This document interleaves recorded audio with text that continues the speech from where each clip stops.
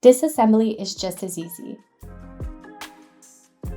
When disassembling the display, tilt the clamp bar back on a slight angle and lift up and off of the support pole. Carefully and slowly allow the banner to retract straight into the base, ensuring it does not wander too far to either side. Remove the support pole and disconnect. Pick up the base, twist in the feet.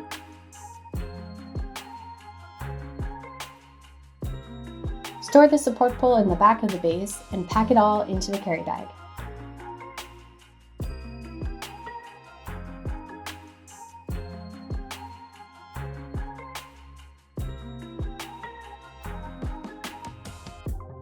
Ta-da! It's ready to go wherever you go next.